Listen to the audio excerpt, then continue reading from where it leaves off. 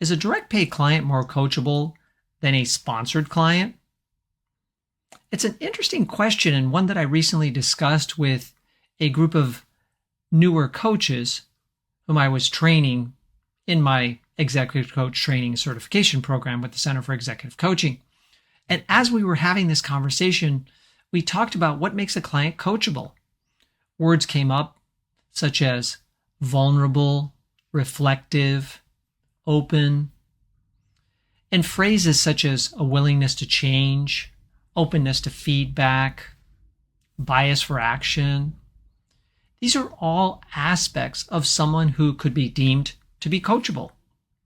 We also talked about the fact that there's probably going to be some pain or interest in gain in a coachable client. What do I mean by that? Pain is being passed over for promotion. Gain is I want to lead a change campaign successfully. When clients have some level of pain or an interest in gain in their professional lives, they're often more coachable. So when we think of what a direct pay client represents, probably they are quite coachable because they're actually seeking out a coach. They believe that a coach can help them to accelerate their development, move away from that troubling aspect of their professional lives, or move towards that new level of effectiveness that they aspire to. So one could argue that direct pay clients are highly coachable. Also, they're paying out of their own pocket. So do they have a bias for action? Probably do. When they've got skin in the game and they have something that they're working towards or moving away from, and they have hopefully been coached before, so they even understand how coaching can help, or at least they're really open to the idea that coaching can help. I think a direct pay coaching client is often very coachable. What about a sponsored client in comparison? Sometimes they do have that pain or that gain that they're interested in, and they could be highly coachable. But there are other times when sponsored clients are not necessarily seeking out coaching at all. They've actually been given coaching as a gift by their organization because they're seen as a high potential leader, or they're an existing leader who is in rotation to be coached, in that they're in a leadership development program, and along with that comes coaching. It probably would not be a good look for such a leader to turn down the gift of coaching. It just would send the wrong message. But does that mean they're coachable when they accept the gift of coaching? Well, that's to be determined. I've had sponsored clients who would check the boxes for being coachable, and others who might not check a single box.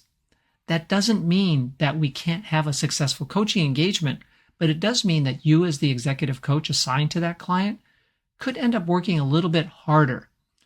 And let's make it even more difficult. The leader has never been coached before, so they don't even really understand what coaching is and how coaching could benefit them. So keep this in mind as you consider, do you want clients who are direct pay, or do you want clients who are sponsored? Where are you going to focus your efforts? It's just another layer of consideration in how you position your business, how you present yourself, and who you want to work with. This whole idea of coachability is a great conversation to have with other coaches, and to even have conversations with your clients and prospective clients.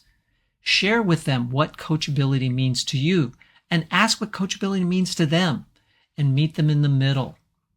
Explain what coaching is and how it can benefit.